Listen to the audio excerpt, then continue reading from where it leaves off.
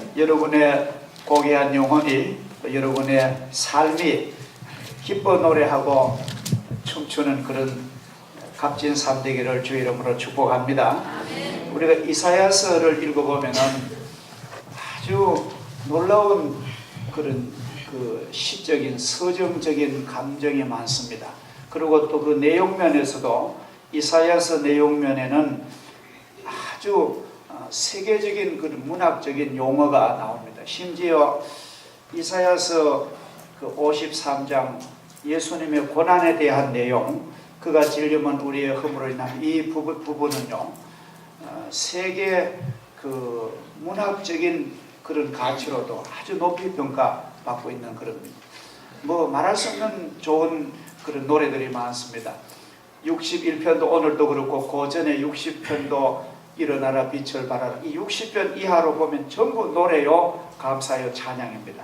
근데 그 이사야서 예언을 핵심적인 근간은 메시아가 오신다, 그런 예언입니다. 말하자면 그때는 예수님 오시기 이전이잖아요. 그러니까 이사야라는 선지자, 청년 선지자가 하나님의 은혜를 받아가지고 성령을 받았는데, 이제 예수님이 오시면은 이런 일을 한다. 성령이 내게 임하시고 하나님에게 기름을 부으시면, 이 말은 예수님이 그렇게 막 성령이 요단강에서 비둘기처럼 충만하게 임하시고 하나님의 거룩한 기름을 부으시고, 이는 내 사랑하는 아들이요 내 기뻐하는 자니 내 목자로 세운다, 그렇게 하나님이 세우시는데, 그렇게 예수님이 그런 공적으로 하나님의 영을 받은 이후에 뭐를 할 거냐? 내가 가난한 자에게, 내가 눌린 자에게, 내가 포로된 자에게, 내가 마음 상한 자에게, 내가 낙심한 자에게 은혜를 전파하려고 내가 온다. 그러한 그 이사야서의 내용입니다. 근데 우리가 참 아주 똑같은 걸 보는데, 예수님이 이제 그렇게 예언의 주인공이신 예수님이 이 세상에 오셨어요. 크리스마스 탄생하셨는데, 예수님이 30년 사생활을 마치시고 메시아 공적 사역을 하시던 그 시점에 나사렛 회당에 가셔서, 예수님이 성장하신 나사렛 회당에 가셔서, 예수님이 이 생 오실 때는 구약밖에 뿐이었습니다. 신약은 그 이후로 있죠. 그 회당장에게 성경책 좀 주시오. 그러니까 회당장이 두루마리, 양피지로 된 두루마리 성경 갖다 주시는데, 예수님이 이사야 61장을 읽으셨어요. 그 누가복음 4장 16절부터 나오는 그 내용인데, 이제 주의 신이, 주의 성령이 내게 임하셨으니 내게 기름을 부으시고 내가 가난한 자들에게 복음을 전하고 포로된 자에게 자유를 전하고 눈먼 자에게 밝히 봄을 전하고, 그러면 쭉 성경 읽으시고 성경을 옆에 놓고 하는 말이, 그 모인 나사렛 회당에 모인 청중들에게 이 예언이 오늘 나에게 임했다, 응했다, 그렇게 하신 거예요. 쉽게 말하면 예수님이 바로 그렇게 오랜 역사적으로 예언하신 메시아 구세주가 바로 내가 왔다, 그렇게 주님이 확인하시는 내용을 우리가 볼 수가 있습니다. 우리는, 예수 믿는 사람들은 성령의 위로와 성령의 도우심으로 우리는 살아갑니다. 여러분이 혼자 복되게 사는 게 아니라 성령이 우리의 가정과 우리의 인생과 우리의 자녀와 기도 중에 주의 신이 우리를 도우시는 줄 믿으시기를 축복합니다. 아프리카 제일 남단 남아프리카 공화국에서 30년간 선교를 하시던 스테트라는 부부가 있습니다. 루이스 스테트, 미리암 스테트 부부가 있었는데, 선교사로서 어린 딸 낳아가지고 기르면서 복음을 전해 무지막지한 영혼들을 구원으로 인도해주고, 또 영혼만 구원할 게 아니라 그들의 가난한 삶을 도와주고 병든 사람을 치료하고 30년을 선교 목회를 하다가 30년 만에 휴가를 얻었습니다. 본부에서. 휴가를 얻어가지고 남아프리카 공화국 해변에 그 바닷가에 나가서 해수욕을 하는데, 이제 해수욕을 즐기고 있다니 어느 소년이 물에 빠져 익살하는 거예요. 그걸 보던 이 남편 스테트가 막 쏜살같이 뛰어들어가서 그 익사해가는 소년을 구하려 하다가 강풍에 휘말려서 그 남편과 아이가 다 죽었습니다. 건져내도 못하고. 그러면 뭐 졸지에 이 부인 선교사는 너무너무 이기면 그 남편이 물에 빠져 죽은 시체를 장례를 지내고 일주일 동안을 막 너무너무 울면서, 하나님, 내가 내 평생 30년을 주님 일에 몸바치려는데 결과가 이것입니까? 너무너무 고통스럽잖아요. 그렇게 사랑했던 남편이 그렇게 허무하게 죽으니까. 그래서 일주일 동안 눈물로 지나는데 일주일 만에 하나님께서 아주 세밀한 음성으로 이 스테트 여성교사에 하나님의 말씀을 전해주셨어요. 일주일 만에 하나님이 스테트 여사에게 주신 그 말씀의 내용이 찬송 542장에 구주 예수 의지함이 힘이 깊은 일이라. 영생 허락받았으니 의심하지 없도다. 예수 믿는 것은 그 찬송을, 그 가사를 하나님 불러. 그래서 그 스테트 여사가 그 가사를 쓴 것이 오늘 우리가 부른 이 542장 구주 예수 의지함이 힘이 깊은 일이었어요. 이 찬송을 이 음성을 듣고 그만 성령의 위로함을 받아 그 마음의 상처를 다 치유하고, 남편은 천국 갔지만도 혼자서 그 선교사를 마감하고 많은 영혼을 주님께 인도한 우리 선교 역사에 아주 별처럼 빛나는 스테트 여사였습니다. 그 구주 예수 의지함이 힘이 깊은 찬송에 보면은 작사자가 루이스 스테트라고 써놨습니다. 얼마나 귀한 찬송이 모릅니다. 우리 성도들은 이 세상 사는 동안 평안하고 좋은 날이면 더 감사하지만도, 혹시 저와 여러분에게 어느 날 갑자기 인생에 아주 태산 같은 문제가 올 때라도 낙심하지 마세요. 하나님이 이런 지경에도 하나님의 영이 나와 함께 하십니다. 할렐루야. 그런 그 영적인 면역을, 아주 예방주사를 가지시고, 물론 기쁘고 좋은 날에는 더 주님을 찬송하지만도, 우리가 날이 비오고 험한 날이 있을지라도 절대로 구주 예수를 놓치지 마시기를 주 이름으로 축복하십니다. 자, 오늘 이 성경에 보면은 예수님께서 그 주님의 사역을 하는데 가장 전제 조건이 성령이 오셔야 한다는 겁니다. 그러니까 예수님의 그 구원의 역사, 엄청난 역사를 이루신 모든 것이, 예수님은 말씀하시기를 성령이 임해야 나는 그 일을 한다. 그러기만. 그렇다면 오늘 우리 성도들 똑같아요. 예수님하고 본질은 다 똑같은. 우리도 예수를 믿는 일부터, 우리가 사업을 하는 일부터 자녀를 키우는 모든 일이 성령이 도우셔야 되는 거예요. 성령이. 물론 자연인 예수 모르고 하나님 없는 무신론자들은 뭐 육신적으로 하다가 육신으로 끝나서 그 죄값으로 멸망당하는 것 뿐입니다만도, 우리가 구원받은 성도들은 우리의 모든 삶이 성령의 인도가 있어야만 우리는 행복하게 되는 줄 믿습니다. 이것이 아주 중요합니다. 예를 들어 쉽게 말씀드리자면은, 우리가 교회 봉사도 성령이 나를 인도해야 그 봉사가 바로 되지, 성령의 은혜를 안 입고 교회 봉사를 하면 싸움이 일어납니다. 내가 성령의 권능을 의지해서 내가 병도 낫게 되고, 성령의 권능을 통해서 내가 가난해서 부유해지고, 성령의 권능을 통해서 모든 미신, 귀신의 역사도 쫓겨나가고, 성령의 권능을 통해서 교회도요 성장하는 거예요. 교회가 아무리 머리 좋은 막 서울대학 출신 막 아주 최고의 21세기 최고 머리 좋은 석학이 여기 와서 목회를 해도 성령의 도우심이 없으면 아무것도 없습니다. 오히려 쭉정이만 많이. 그러니까 우리의 모든 삶은, 여러분들의 모든 삶의 내용은 성령이 도우실 때 잘 되는 줄 믿으시기를 주의 이름으로 축복합니다. 물론 이미도 성령이 우리와 함께 하십니다만 앞으로는 날마다 순간마다 주님 나와 함께 해 주옵소서, 주의 신이 나를 도와주옵소서, 그러한 의식이 충만하기를 주의 이름으로 축복합니다.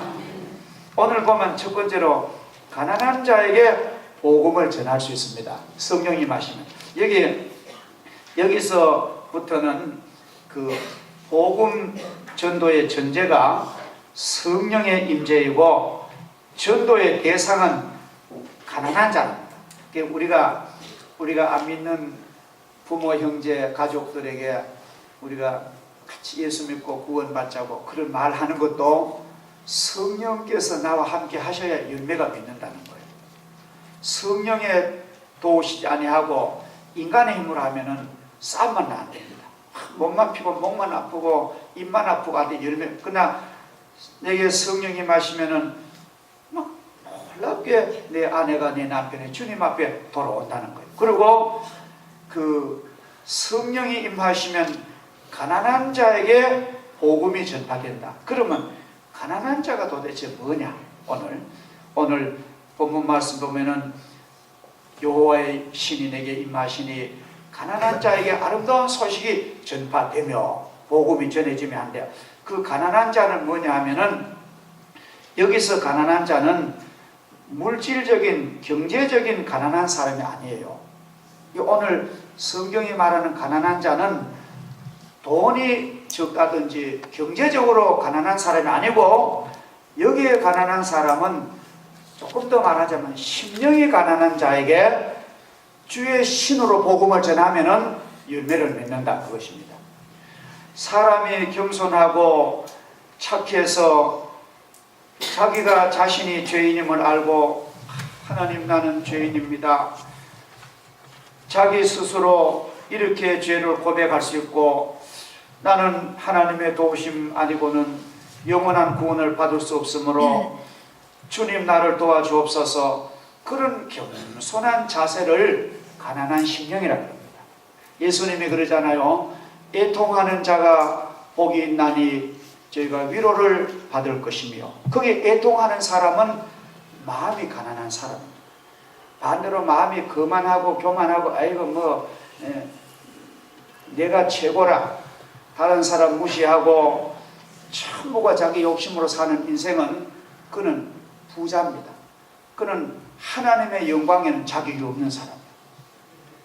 하나님은 오늘 말씀하시기를 가난한 자에게 아름다운 소식을 전하, 마음이 겸손하고 자기의 죄성을 알고 나는 부족한 사람이야, 나는 참으로 하나님의 도우심이 아니고는 나는 구원의 길이 없어, 그렇게 인식하는 사람을 하나님께서 너는 참 심령이 가난하구나, 그런 사람에게 하늘의 복음의 역사한다는 거예요.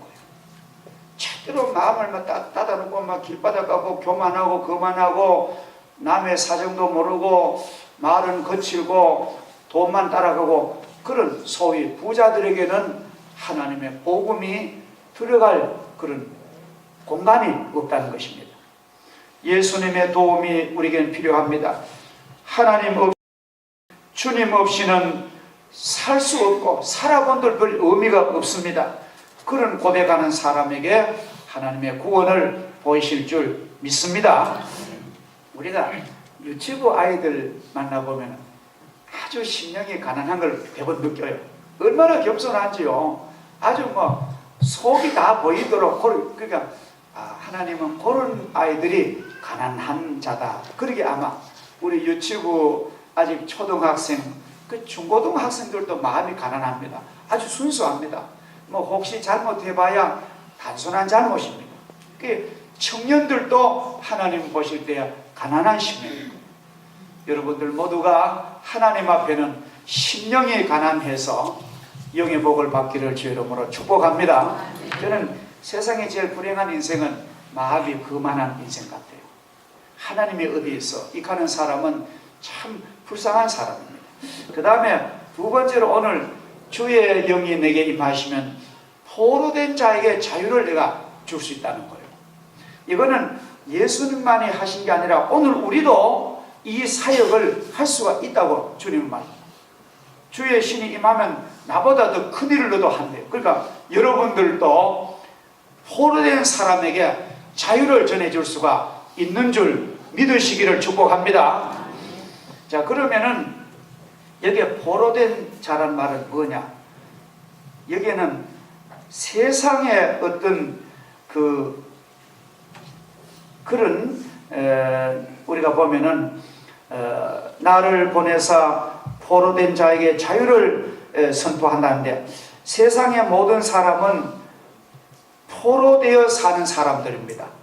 어떤 사람은 철저히 물질의 포로가 되어 있습니다. 뭐 가족도 부모 형제도 없습니다. 부모님 여러분들도 그거 들어봤죠? 세상에 뭐 이런 일이 간대요. 딸하고 오빠 둘이, 그러니까 이제 사위도 있고 며느리, 자녀가 4명입니다. 아들 둘이 그 어머니가 돌아가셨는데 그 돈이 뭔지 말이죠. 그 병원에 영안실에 안치를 해놓고 문상 오는 사람들 부조 다 갈라가지고 그러면 주머니 다 엮고 병원 몰래 달아놨대요. 병원에서는 거의 이 영안실에 그 시신인데 사람이 없는데 한 달 만에 경찰을 통해 수송만 하니까 서에다 붙잡았대요. 어떻게 해서 그래? 사람이 짐승도 아니고 그래 어머니를 두고 돈 가지고 도망치는 어머니는 막 국가에서 하라고 그런 말하고, 그래도 뻔뻔하게 그런 말하고, 내가 볼 때 세상에요 돈에 포로된 사람 많습니다. 돈이면은 뭐 부모 형제도 없고요 이웃도 없습니다. 얼마나 돈에 포로된 사람 너무 많죠. 또 이 세상에 어떤 사람은 권력에 포로가 된 사람 많습니다. 권력이요. 그 국회의원 병이라는 게 있어요. 제가 아는 분 저 영주에 한 분인데 국회의원을 6번 떨어지고 7번째 나오는데 막 자기 집도 막 완전히 막 재물은 다 팔아 정치 다 하고 처갓집으로 친척 집에 다 또 해가지고 해서 7번째 또 떨어져. 그래도 또 나온다. 그게 권력에 포로된 인생이 너무 많습니다. 권력도 자연스럽게 하나님이 주시고 국민들이 추대해가지고 찍어줘가 돼야 되지. 있는 돈 다 그런데 다 가난비 다 하면 또 가족들은 다 불행한 만들고 지 혼자 국회의원 되면 그런 사람 일도 못합니다. 들어간 미천 뽑을 때. 그러니까 권력에 포로된 인생이 얼마나 많습니까? 이 세상에는 우리가 보면은 그 삶이 명예에 포로돼 가지고 사는 사람, 또 우상과 마귀와 사탄에 포로돼 가지고 아무 자유가 없어요. 괜히 귀신에게 얽매여 가지고요, 귀신에 포로돼 가지고 뭐 이리 간다 하고 저리 간다 하고, 꼭또 새벽에 일어나서 찬물에 세수하고 뭐 주문을 해오고, 그냥 신이 되렸다. 그 세상에 더러운 신이 있거든, 세상 신이. 그래서 그 귀신과 우상과 마귀에 포로돼 가지고 일생 그래다가 죽는 인생이 너무나 많습니다. 자, 인간을 속박하고 포로하는 감금시키는 가장 큰 세력은 뭡니까? 죄악의 세력입니다. 죄는 우리 인생의 영혼을, 처음에는 죄가 별것 아닌 것 같아요. 뭐 처음에 뭐 조금 뇌물 받아 먹고 거짓말 좀 하고 뭐 시기하고 음란하고 죄질 때는 이거 뭐 합리화시켜가지고 다른 사람도 다 그런데 나도 뭐 그래, 처음에는 그 죄가 꼭 거미줄 같습니다. 근데 여기 거미줄 같아도 그 죄랑 그 곧장 또, 그래서 그 거미줄이 아무리 가는 거미줄도 그만 어느 날 갑자기 내미가 거기 죽는 거예요. 내 영혼도 처음에 뭐 조금 죄악에 그런 거미줄이 해서 그걸 다 해치고 주님의 자유롭게 나와야 되는데 그 곧장 걸리다 보면 나중에 그 가정이 죄악의 포로가 되는 거예요. 그럼 죽습니다. 그래서 오늘 하나님께서는 성령 받은 성도가 있어야 그 포로된 사람에게 자유를 준다는 거예요. 여러분, 이 세상에 죄악으로 포로된 인생, 귀신에 포로된 인생이 뭘로 자유? 예수의 복음, 예수 이름으로 자유를 받는 줄 믿습니다. 이 복음밖에 없는 거예요. 그 다음에 오늘 여기 보면 예수님이 성령이 내게 임하시면, 이 말은 우리 모든 성도들에게 주의 신이 임하시면 눈먼 자에게 보게 함을, 그런 역사를 한다는 거예요. 여기서는 육신의 소경을 가리킨 게 아닙니다. 영적인 세계를 보지 못하는, 말하자면 육신의 종살이 하는 사람들입니다. 인간의 본질은 영혼인데 영혼의 눈이 캄캄해가지고 영의 세계, 내세란 건 전혀 안 보이고 이 세상만 보는 그런 사람이 눈 어두운 사람.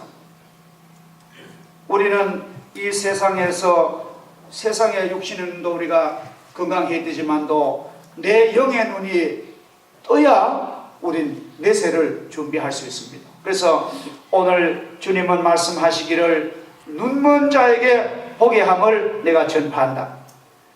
예수님이 이 세상 오셔서 수많은 능력과 기사 이적을 행하심의 목적은 그들의 육신적인 것이 아니었습니다.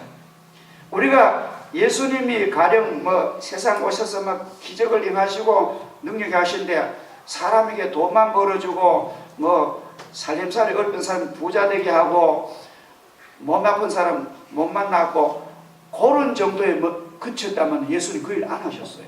예수님 그 일 안 합니다. 근데 언제든지 예수님의 그 능력의 사건을 가만히 보세요. 예수님께서 이랍니다. 스로보니게 여자가 예수님께 와가지고 주님, 내 어린 예쁜 딸이 귀신이 들려가지고 너무 불쌍합니다. 주님 건져주세요. 그러니까 예수님께 그 스로보니게 여인에게 처음에는 아주 대답도 안 하세요. 묵묵부답. 그러니까 막 제자들이 예수님, 저 여인이 막 저렇게 애원하니까 무슨 좀 말씀 좀 해가지고 좀 돌려보니, 그러니까 예수님이 이랍니다. 나는 이스라엘 집에 잃어버린 양 외에는 다른 데로 보내심을 받지 아니했다. 이 말은 그 슬로보니게 여인은 이방 여인이었어요. 이스라엘 밖에 변방. 그러니까 나는 하나님 백성에게나 그런 귀신도 쫓아내주고 그런 은혜 주지, 당신 같은 이방 여인에게는 별 볼 없다, 가라. 그럼 얼마나 사람 차별합니까? 그래도 이 여인은 참 대단합니다. 주님, 주님, 그래도 나는 이방 여인이지만도 주님 공효를 베푸다. 또 예수님 그럽니다. 예수님 하신 말씀이 자녀들의 떡을 가지고 개들에게 주는 건 마땅치 않다. 그 말을 제가 설명을 하면 아주 모욕적인 말입니다. 그 여자는 개와 같다는 거예요. 예수님의 말씀 우리가 글자 그대로 분석해보면 어떨 때는 황당할 때가 있는 거예요. 근데 예수님은 그 본 뜻은 그게 아닙니다. 뭐냐, 내가 이렇게 너는 이방 여인이고 참 개라는 그런 용어까지 했는데도 물러서지 않느냐. 예수님이 그 여인의 믿음을 막 키워주려고, 믿음의 그릇을 주면 그릇이 돼야 복을 받잖아요. 그래서 그래도 막 그 여자가 예수님, 자녀들도 식구들이 먹는 떡 부스러기를 먹고 개들도 자라지 않습니까? 부스러기 은혜라도 저에게 주옵소서. 원떡은 자녀들에 주고 남은 거라도 달라고 기도를 하니까요. 예수님이 얼마나 감동을 받으시는지 그 딸을, 그 여인을 앞에 불러놓고, 딸아, 너 믿음이 크구나, 너 믿음이 장하구나, 너 소원대로 되라. 그렇게 하니까 그 귀신 들린 딸이 깨끗하게 나은 줄 믿습니다. 그러니까 예수님은 그 영혼, 그 귀신을 쫓아내고 영혼을 치료하고, 또 중풍병든 청년을 네 사람이 메고 왔어요. 사람들이 많은데 지붕을 뚫고 내려왔는데 예수님이 더 하는 말씀이, 아이고 병든 자 일어나라, 막 신유로 고쳐주신 않고 가만히 아파 누는 걸 가만 보고 예수님은 너 죄사함을 받았다고. 죄사함을. 그러니까 막 그 유대인들이 막 비난합니다. 이거 뭐 병은 안 고쳐주고 원하는 병은 안 고치고 뭐 엉뚱한 죄만 용서했다고. 자기가 뭐 하나님인가 자기가 죄까지 용서하게 막 비난하니까 예수님께서 내가 죄사하는 권세가 있는 줄을 너에게 내가 알게 하노라. 그러면서 이래 물어요. 그 많은 사람들에게 내가 이 청년 환자에게 일어나 걸어가라는 말이 쉽겠느냐, 죄사함 받았나 말이 쉽겠느냐, 어느 것이 쉽겠냐 물어요. 여러분 어느 것이 쉽겠습니까? 일어나 걸어가라 하면은 당장 일어나서 건강해져야 됩니다. 근데 만약 그래 못하면 그건 거짓말 되잖아요. 그러나 죄사함 받았니 그 말은 더 본질적이지만도 쉽기는 쉬워요. 죄사한 거는 마음 눈에는 안 보이잖아요. 그러니까 예수님께서는 더 중요한 죄를 용서하고 육신도. 그래서 예수님이 그 말씀 하신 후에는 소자야 일어나서 내 침상을 가지고 걸어가라 하니까 아유 중풍병든 청년이 막 꼼짝도 못하는 청년이 자기 침상 들고 걸어간 줄 믿습니다. 그러니까 예수님이 하신 사역을 가만히 보면 전부 끝에는 너 죄 사함 받았느니라, 너가 하늘의 평화를 누린다, 너가 하나님의 자녀가 되었다. 삭개오에게도 예수님께서는 이제 너도 아브라함의 자손이미로다. 전부 예수님의 그 사역의 목적은 육신만 뭐 돈 벌고 육신만 좋아지는 거기에 묻지 않고 그 영혼 치료하시고 육신 잘 되는 것, 이것을 가지고 우리 전인적인 입체적인 구원이라고 합니다. 토탈 리버레이션, 완전한 입체적인 구원을 우리 주님 우리가 원하십니다. 여러분들도 영혼이 잘 되셔야 됩니다. 물질적인 것도 남을 주며 살아야 돼요. 그렇잖아요. 우리 영혼이 잘 되고 우리의 삶이 건강하고 윤택해서 나에게 도움을 요청하는 사람에게 뭐라도 줄 수 있는 그런 위치에 서기를 주의 이름으로 축복합니다. 자, 그 다음에 눌린 자에게 자유를. 오늘 사회적으로 제도적으로 이렇게 생각이 나요. 지금 같은 민주 사회에서 뭐 억압받는 사람 어디 있어? 안 그래요. 지금도 이렇게 밝은 세상이지만도 막 여기에 눌렸단 말은요, 강한 기계를 가지고 막 이렇게 프레스 막 누른다는 그런 용어입니다. 눌린 자, 마음이 눌려가지고 가슴이 눌려가지고 살 수가 없어요. 막 우울하고 불안하고 막 그래서 막 정신이 돌고. 지금 그런 사람은 그런 눌린 인생에게 하나님께서 풀어준다는 거예요. 복음밖에 없습니다. 사회적으로 제도적으로 억압당하는 영혼 얼마나 많습니까? 지금 우리나라 우울증 환자가 800만 명이라 그럽니다. 인간의 심령의 마음의 억압인 불안, 공포, 근심, 걱정, 우수살이, 이 전부가 우리를 내리누릅니다. 인간을 억압하는 이 모든 영적인 병과 세력들은 오직 성령의 은혜만이, 주님의 권세만이 그 눌리는 것을 회복할 수가 있다고 저는 믿습니다. 다른 복음이 있으면 난 그리 가요.